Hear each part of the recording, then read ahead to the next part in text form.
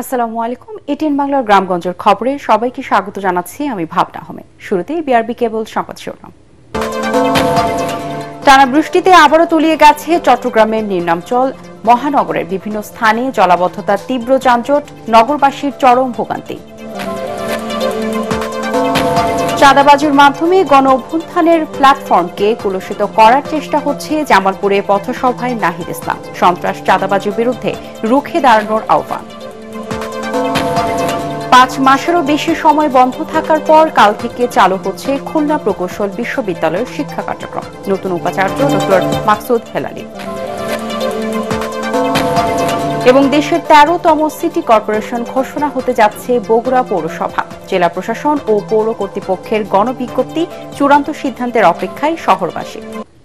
শুনছিলেন বিআরবি কেবল সংবাদ শিরোনাম, এবারে বিস্তারিত। টানা বৃষ্টিতে আবারও তলিয়ে গেছে চট্টগ্রামের নিম্নাঞ্চল। পানি জমে সৃষ্টি হয়েছে জলাবদ্ধতা। বাসাবাড়ি থেকে শুরু করে দোকানপাটে ঢুকে পড়েছে পানি। এতে চরম ভোগান্তিতে পড়েছে নগরবাসী।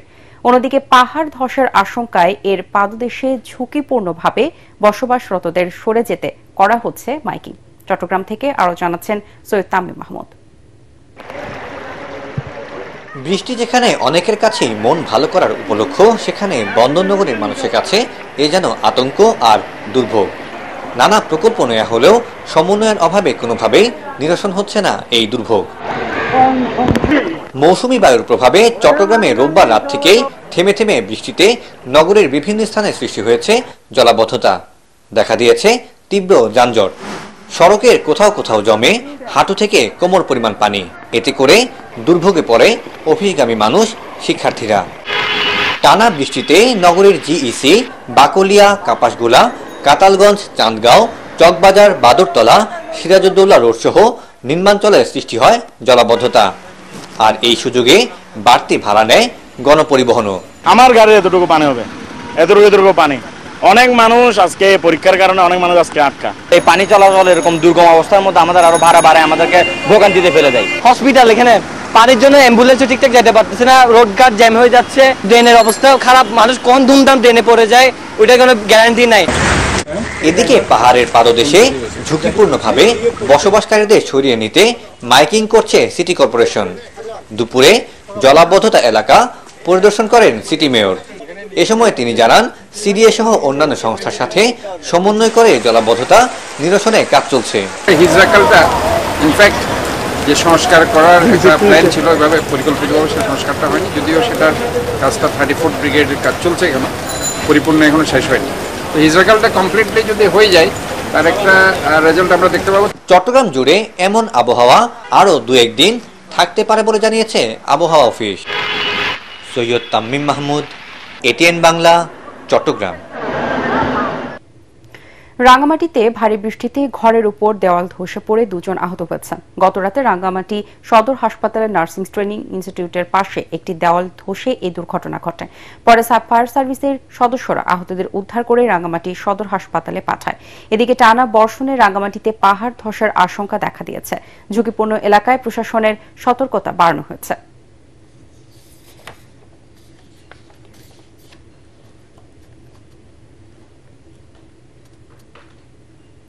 পটুয়াখালীর সব নদ নদীর পানি বিপদসীমার উপর দিয়ে প্রবাহিত হচ্ছে। গত 4 দিন ধরে প্রতিনিয়ত 2 দফা জোয়ারের পানিতে প্লাবিত হচ্ছে বেড়িবাঁধের বাইরের সকল নিম্নাঞ্চল। নতুন করে বেড়িবাঁধ ভেঙে সদর উপজেলার ইদ্রাকপুর, কাকরাবুনিয়া, দমুকি উপজেলার দক্ষিণ মোরাদিয়া, উত্তর মোরাদিয়া, সন্তোষদি ও চরগর্দি গ্রাম প্লাবিত হয়েছে। এছাড়া ভাঙা বেড়িবাঁধ দিয়ে পানি ঢুকে প্লাবিত হয়েছে রাঙ্গাবালী উপজেলার অন্তত 10টি গ্রাম। এদিকে উত্তাল বঙ্গোপসাগরের ঢেউয়ের তাণ্ডবে সৈকতের ঝাউবাগান সংলগ্ন জাতীয় উদ্যান ও বেড়িবাঁধ থেকে সৈকতে প্রবেশের সড়কে নতুন করে ভাঙন শুরু হয়েছে। ঝুঁকিতে রয়েছে মসজিদ, মন্দির ও টুরিস্ট পুলিশ ওয়ার্কসহ অসংখ্য স্থাপনা। বৈষম্যবিরোধী ছাত্র আন্দোলনের ব্যানারকে ব্যবহার করে চাঁদাবাজির মাধ্যমে গণ অভ্যুত্থানের এই প্ল্যাটফর্মকে কলুষিত করার চেষ্টা হচ্ছে বলে অভিযোগ করেছেন জাতীয় নাগরিক পার্টির আহ্বায়ক নাহিদ ইসলাম। জামালপুরে পথসভায় এমন হুঁশিয়ারি দিয়ে তিনি সন্ত্রাস ও চাঁদাবাজদের বিরুদ্ধে সবাইকে রুখে দাঁড়ানোর আহ্বান জানান। পথসভায় যোগ দেওয়ার আগে শহরের গুরুত্বপূর্ণ সড়কে ছাত্র জনতাকে নিয়ে পদযাত্রা করেন নাহিদ ইসলাম সহ এনসিপির শীর্ষ নেতারা। এর আগে জুলাই অভ্যুত্থানে শহীদ পরিবারের সাথে দেখা করেন এনসিপি নেতারা। জামালপুর প্রতিনিধির পাঠানো তথ্য ও ছবিতে আরো জানাচ্ছেন মাজহারুল হক মুহাজির। দেশ গড়তে জুলাই পদযাত্রা কার্যক্রমের অংশ হিসেবে অভ্যুত্থান পরবর্তী রাজনৈতিক দল জাতীয় নাগরিক পার্টি এনসিপি এখন চষে বেড়াচ্ছে ময়মনসিংহ বিভাগ। 28তম দিনে দলটির পদযাত্রা জামালপুর। জামালপুরের অলি গলি ঘুরে দলের আহ্বায়ক নাহিদ ইসলাম সহ বাকিরা সাক্ষাৎ করেন গেল জুলাইয়ে শহীদ হওয়া পরিবারদের সঙ্গে। কথা বলেন, জানতে চেষ্টা করেন তাদের চাওয়া পাওয়া। বেশ কয়েকটি মাদ্রাসাতেও যান এনসিপির নেতারা। অভ্যুত্থানে শহীদি তামান্না নিয়ে রাজপথে থাকা মাদ্রাসার শিক্ষার্থীদের অবদানের কথা স্মরণ করে এনসিপি। বিগত 15-16 বছরই আলেম সমাজ নির্যাতিত হয়েছে। আমরা শাপলা হত্যাকাণ্ড দেখেছি, মোদী বিরোধী আন্দোলনের সময় দেখেছি, মাদ্রাসা স্টুডেন্টের উপর বারবার নির্যাতন নেমে এসেছে, বিভিন্ন মাদ্রাসা বন্ধ করে দেওয়ার চেষ্টা করা হয়েছে। আমরা আলেম সমাজ, মাদ্রাসার ছাত্র তাদেরকে নিয়ে কাজ করতে চাই। পরে জামালপুরের পথসভায় নাহিদ ইসলাম বলেন, ভোটের অনুপাতে জাতীয় সংসদে উচ্চ কক্ষ চায় এনসিপি। চাঁদা বাঞ্ছিতির বিরুদ্ধেও হুঁশিয়ারি দেন তিনি। আমরা নাকি নির্বাচন বানচালের চেষ্টা করছি, আর এই গণ অভ্যুত্থান না হলে আপনারা নির্বাচনের স্বপ্নই দেখতে পারতেন না। এই গণ অভ্যুত্থান না হলে, যদি কোটা সংস্কার আন্দোলন থেকে আমরা এটাকে গণ অভ্যুত্থানের দিকে না নিয়ে যেতাম, সরকার পতনের দিকে না নিয়ে যেতাম, তাহলে এই শেখ হাসিনার সরকারের অধীনে আপনারা আরো 4 বছর অপেক্ষা করতেন। জুলাই সনদের মাধ্যমে আমরা এই 5ই আগস্টকে সর্বদলীয় ভাবে সেলিব্রেট করতে চাই, উদযাপন করতে চাই। তাই যারা নিজেদের দলীয় স্বার্থে এখনো এই জুলাই সনদে ঐক্যমত হয়নি, তাদের প্রতি আমাদের সাদর আহ্বান থাকবে, জনগণের স্বার্থে, দেশের স্বার্থে আপনারা ঐক্যমত পোষণ করুন। পরে পথসভা শেষে ময়মনসিংহের উদ্দেশ্যে রওনা দেয় এনসিপি। সেখানে পদযাত্রা শেষে নগরীর টাউন হল জুলাই চত্বরে পথ সমাবেশ করবে দলটির নেতাকর্মীরা। মাজহারুল হক মুহাজির, এটিএন বাংলা। দেশে শান্তি প্রতিষ্ঠা এবং মানুষের অধিকার নিশ্চিত করতে আল্লাহর আইন এবং সৎ শাসকের কোনো বিকল্প নেই বলে মন্তব্য করেছেন ইসলামী আন্দোলন বাংলাদেশের আমির মুফতি সৈয়দ মোহাম্মদ রেজাউল করিম। যশোর সদর উপজেলার বসুন্দিয়ায় আয়োজিত গণসমাবেশে তিনি এই মন্তব্য করেন। এ সময় প্রয়োজনীয় রাষ্ট্র সংস্কার, সকল গণহত্যার বিচার এবং সংখ্যানুপাতিক নির্বাচনী ব্যবস্থা চালুর দাবি তুলে ধরেন মুফতি সৈয়দ মোহাম্মদ রেজাউল করিম।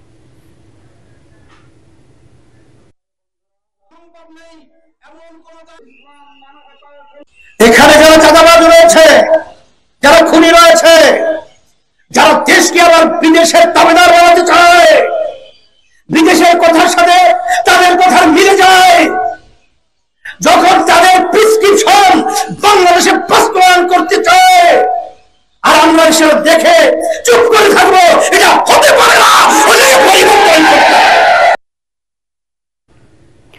রাজধানীর উত্তরার মাইলস্টোন স্কুল অ্যান্ড কলেজে বিমান বিধ্বস্তের ঘটনায় নিহত রাঙ্গামাটির রাজস্থলীর উক্কা সাইন মারমার সমাধিতে শ্রদ্ধা জানিয়েছে বাংলাদেশ বিমান বাহিনী। দুপুরে উইং কমান্ডার আব্দুল্লাহ মোহাম্মদ ফারাবির নেতৃত্বে বিমান বাহিনীর একটি প্রতিনিধি দল উক্কা সাইন মারমার গ্রামের বাড়ি রাজস্থলী উপজেলার কিউংদং পাড়ায় যায়। পরে তার সমাধিতে শ্রদ্ধা জানানো হয়। এ সময় বিমান বাহিনীর সদস্য ছাড়াও উক্কা সাইন মারমার বাবা, মা, আত্মীয় স্বজন ও এলাকাবাসী উপস্থিত ছিলেন।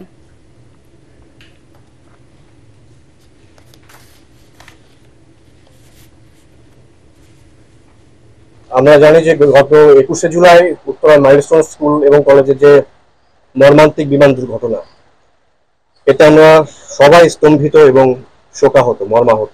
বাংলাদেশ বিমান বাহিনী সবসময় জনগণের সাথে ছিলাম, এখনো জনগণের সাথে আছি। আপনারা আমাদের উপর বিশ্বাস রাখুন, আমরা সবসময় আপনাদের সাথে আছি।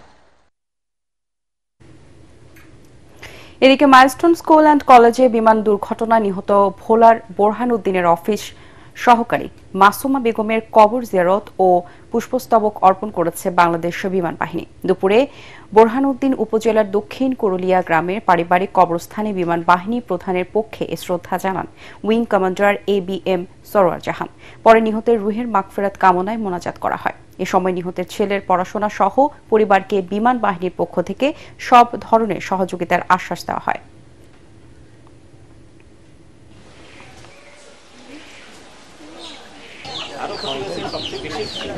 বিমান বাহিনীর প্রধানের পক্ষ থেকে প্রতিনিধি হিসেবে এখানে এসেছি। এই শোকসন্তপ্ত পরিবারের প্রতি আমাদের অত্যন্ত মনোবেদনা জানানোর জন্য আল্লাহ তাআলা ওনাকে বেহেশত নসিব করুক এবং ওনাদের এই সুখ সন্তত পরিবারের সুখ কাটিয়ে ওঠার জন্য ওনাদেরকে সেই মনোবল দেখ।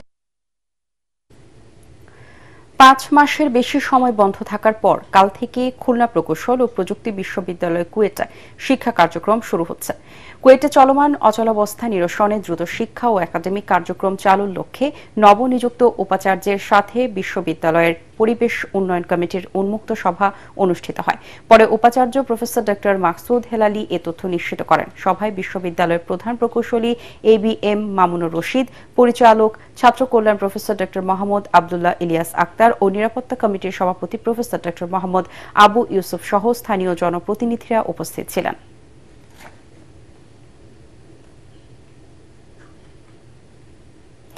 খাগড়াছড়ির পানছড়িতে দুর্বৃত্তদের গুলিতে UPDF সমর্থিত গণতান্ত্রিক যুব ফোরামের এক কর্মী নিহত হয়েছেন। তার নাম খুকু চাকমা। গতকাল বিকেলে পানছড়ির চিংড়ি ইউনিয়নের উগুদছড়িতে জনসংহতি সমিতির সন্তু গ্রুপের সশস্ত্র বাহিনীর গুলিতে এ ঘটনা ঘটে বলে দাবি করেছে সংগঠনটি। তবে পুলিশ বলছে তারা এ সম্পর্কিত কোনো তথ্য জানে না। এই হত্যাকাণ্ডের তীব্র নিন্দা ও প্রতিবাদ জানিয়েছেন গণতান্ত্রিক যুব ফোরামের কেন্দ্রীয় সভাপতি জিকো ত্রিপুরা। দেশের 13তম সিটি কর্পোরেশন ঘোষণা হতে যাচ্ছে বগুড়া পৌরসভা। এই মধ্যে গণবিজ্ঞপ্তি জারি করেছে জেলা প্রশাসন ও পৌরসভা কর্তৃপক্ষ। বগুড়া সিটি কর্পোরেশন প্রতিষ্ঠার লক্ষ্যে নাগরিকদের করা আবেদনের গণশুনানিও শেষ হয়েছে।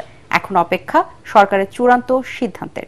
সিটি কর্পোরেশন ঘোষণা হলেই বগুড়ার উন্নয়ন জোরদার হবে বলে আশা করছেন শহরবাসী। বগুড়া থেকে আজিজুল হাকিম রমুনের পাঠানো তথ্য ও ছবিতে আরো জানাচ্ছেন শরীফুল ইসলাম। 1876 সালে প্রতিষ্ঠিত হয় বগুড়া পৌরসভা। এর আয়তন প্রায় 70 বর্গ কিলোমিটার, যা দেশের ইতিহাসে সবচেয়ে বড় পৌরসভা। 2004 সালে এই পৌরসভাকে 12টি ওয়ার্ড থেকে বাড়িয়ে 21টি করা হয়। যানজট ও অপরিকল্পিত ড্রেনেজ ব্যবস্থা ও রাস্তার বেহাল দশায় দুর্ভোগে অতিষ্ঠ পৌরবাসী। এটি সিটি কর্পোরেশন হলে এসব সমস্যার সমাধান হবে বলে তাদের আশা। রাস্তাঘাটের উন্নয়নটা সর্বপ্রথম দরকার। সাধারণ মানুষ কি চায়? দুবেলা দুমুঠো ভালোভাবে খাবে আর স্বাধীনভাবে ভালোভাবে চলাফেরা করতে পারবে। রাস্তাঘাটগুলো ভালো হবে, আরো সুন্দর হবে, প্রশস্ত হবে, এখানে কিছু শিল্প কলকারখানা হবে। বিএনপি অধ্যুষিত এলাকা হওয়ায় গেল 17 বছর ধরে উন্নয়ন বঞ্চিত এই পৌরসভার নাগরিকরা। সিটি কর্পোরেশন হলে বড় ধরনের পরিকল্পনার মাধ্যমে সকল সুযোগ সুবিধা নিশ্চিত হবে বলে আশা স্থানীয়দের। সিটি কর্পোরেশন হলে আমি মনে করি যে ওয়ার্ডগুলো আছে, এই বর্ধিত ওয়ার্ডের যারা অবহেলিত যেসব ওয়ার্ডগুলো আছে, এগুলো ওয়ার্ডের ব্যাপক উন্নয়ন হবে। আমাদের ড্রেনেজ ব্যবস্থা যে অবস্থা, সেই ড্রেনেজ ব্যবস্থা একটা আধুনিকায়ন ব্যবস্থা নেটওয়ার্ক তৈরি হবে এবং এর পাশাপাশি শহরের সংকীর্ণ যে রাস্তাগুলো আছে অপর্যাপ্ত অপ্রশস্ত, সেগুলি প্রশস্তকরণের একটি ব্যবস্থা হবে। এর ফলে যেটা হবে, নগরবাসী সর্বদিক থেকে সকল দিক থেকে শহরের যে কোনোখানে যে কোনো প্রান্তে যাওয়ার একটি ভালো সুন্দর নেটওয়ার্ক তৈরি হবে। বগুড়া পৌরসভাকে সিটি কর্পোরেশন করার সকল নথি মন্ত্রণালয়ে পাঠানো হয়েছে। দেশের 13তম সিটি কর্পোরেশন হিসেবে খুব দ্রুতই বগুড়া পৌরসভাকে ঘোষণা করা হবে বলে জানালেন প্রশাসক। আমরা স্থানীয় সরকার বিভাগে প্রেরণ করেছি।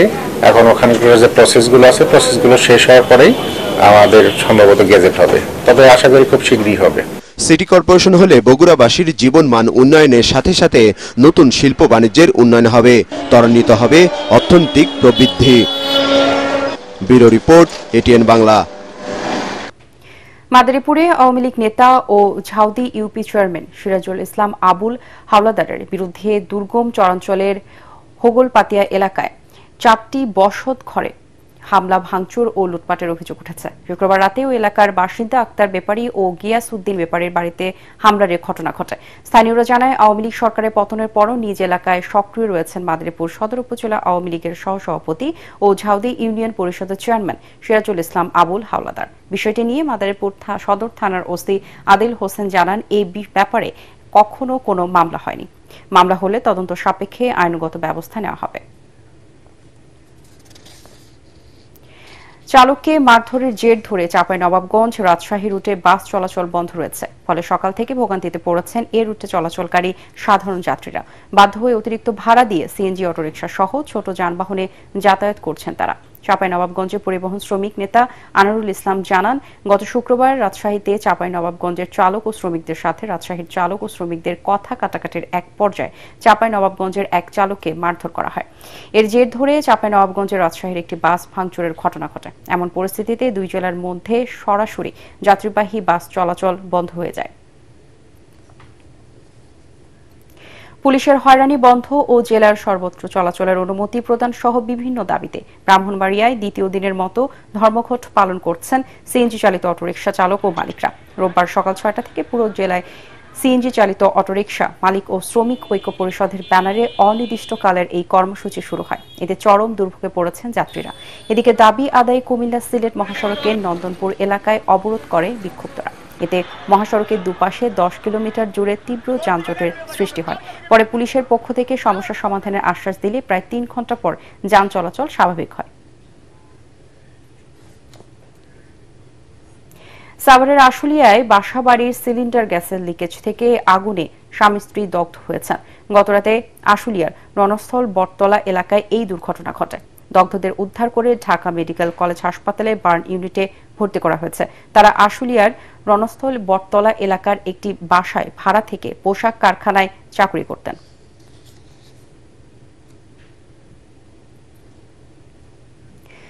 পা ও মুখ দিয়ে কম্পিউটারে কম্পোজ করে পরিবারের অন্ন জোটান বিদ্যুৎস্পৃষ্ট হয়ে 2 হাত ও পা হারানো আশিক আহমেদ। নানা প্রতিবন্ধকতার মধ্যেও হাল ছাড়েননি তিনি। কৃত্রিম 2 হাত লাগাতে পারলে তার কাজে আরো সফলতা আসত। এমন অসহায় আশিককে সরকারি সহায়তার আশ্বাস দিলেন উপজেলা সমাজসেবা কর্মকর্তা। কুড়িগ্রাম থেকে MS সাগরী পাঠানো তথ্য ও ছবি নিয়ে আরো জানাচ্ছেন আশিকুর রহমান। বিদ্যুতের মেইন লাইনে কাজ করতে গিয়ে হারায় 2 হাত 1 পা। ভিটেমাটি বিক্রি করে চিকিৎসা শেষে একটি কৃত্রিম পা লাগান। 6 মাস পরে হয়ে যান পরিবারের বোঝা। 2021 সালে নাগেশ্বরী পল্লী বিদ্যুতের পাশেই বৈদ্যুতিক সরঞ্জামের দোকান দেন আশিক। মুখ ও পা দিয়ে করেন কম্পিউটার কম্পোজ। ওই দোকানের আয় দিয়েই চালাচ্ছেন সংসার। আশিক দীর্ঘদিন থেকে পল্লী বিদ্যুতে কাজ করছিল লেবার হিসেবে। হঠাৎ করে সে হাত পা 2টা হাত 1টা পা সে চলে যায়। মুখ ও পা দিয়ে যে কম্পিউটার চালায় অনেকজন দেখতে এসে। এই ব্যবসা নিয়ে যেটুকু আয় হয় এইটুকু নিয়ে আমাদের পরিবার চলে। আমার মা বাবা আছে, বউ বাচ্চা আছে, এগুলো নিয়ে আমাদের পরিবার কি চলে। জানা যায় পল্লী বিদ্যুতের নাগেশ্বরী জোনাল অফিসের আওতায় দৈনিক মজুরিতে লাইনম্যান সহকারীর কাজ করতেন আশিক। 2019 সালের 26 নভেম্বর বিদ্যুৎ দুর্ঘটনায় হারায় 2 হাত 1 পা। বিগত সরকারের সময়ে আবেদন করেও আর্থিক সহযোগিতা থেকে বঞ্চিত হন তিনি। জমি বিক্রি করে একটি কৃত্রিম পা লাগালেও কৃত্রিম হাত লাগাতে পারেননি। আমার এই প্রচেষ্টা ছিল, আমি আস্তে আস্তে প্র্যাকটিস করছিলাম যে আমি কিভাবে কম্পিউটার চালাবো, কিভাবে এই কাজটা করব। আমি নিজে কাজ করে জীবনযাপন করতে চাচ্ছি। যেটুকু জমি জমা ছিল সবকিছু বিক্রি করে প্রথমে আমার কৃত্রিম পাটা লাগানোর পর অনেকের আমাদের যেটুকু ছিল আর কি তা দিয়ে ব্যবসাটা রানিং করি। নাগেশ্বরী উপজেলার সমাজসেবা কর্মকর্তা বলছেন, আশিককে প্রতিবন্ধী ভাতা দেয়া হচ্ছে। বর্তমানে সে হাত না থাকা সত্ত্বেও কম্পিউটার সহ ফটোকপির কাজ করে। আমরা তার দিকে নজর রাখছি, তার সাথে আমার কথা হয়েছে। পাশাপাশি ব্যবসা প্রসারে ঋণ দেয়া হবে বলেও জানান এই কর্মকর্তা। Bureau report, ATN Bangla. লালমনিরহাটে যাত্রীবাহী 2টি ট্রেনের মধ্যে সংঘর্ষের ঘটনা ঘটেছে। দুপুরে আন্তনগর লালমনি এক্সপ্রেসের সঙ্গে বুড়িমারি কমিউটার ট্রেনের মধ্যে এই সংঘর্ষ হয়। এতে লালমনি এক্সপ্রেসের ট্রেনের 2টি বগি লাইনচ্যুত হয়। ঘটনা তদন্তে 4 সদস্যের তদন্ত কমিটি গঠন করেছে লালমনিরহাট বিভাগীয় রেলওয়ে অফিস। রেল বিভাগ জানায়, ঢাকা থেকে ছেড়ে আসা লালমনি এক্সপ্রেস ট্রেনটি লালমনিরহাট রেলওয়ে স্টেশনে পৌঁছে যাত্রী নামিয়ে পরিষ্কারের জন্য ওয়াশফিটে যাচ্ছিল। এ সময় বিপরীত দিক থেকে বুড়িমারি কমিউটার ট্রেন স্টেশনে প্রবেশে লালমনি এক্সপ্রেস ট্রেনের পেছনে বগিতে ধাক্কা দেয়। এতে আন্তনগর এক্সপ্রেস ট্রেনের 2টি বগি লাইনচ্যুত হয়। উদ্ধার কাজ শেষে এখন ট্রেন চলাচল স্বাভাবিক রয়েছে। জুলাই আগস্ট গণ অভ্যুত্থান দিবসের কর্মসূচির অংশ হিসেবে জয়পুরহাটে 1000 গরিব দুস্থ ও সাধারণ মানুষকে বিনামূল্যে চিকিৎসা সেবা ও ঔষধ সামগ্রী বিতরণ করেছে বাংলাদেশ সেনাবাহিনী। দুপুরে সেনাবাহিনীর 11 পদাতিক ডিভিশনের সার্বিক তত্ত্বাবধানে শহরের খঞ্জনপুর উচ্চ বিদ্যালয় এই ক্যাম্পাসে আয়োজন করা হয়। এতে মেডিসিন, চক্ষু, চর্ম, যৌন ও শিশুরোগ সহ বিভিন্ন বিশেষজ্ঞ চিকিৎসকরা সেবা প্রদান করেন। 11 পদাতিক ডিভিশন ও বগুড়ার এরিয়ার সেনা কর্মকর্তারা এই সময় উপস্থিত ছিলেন।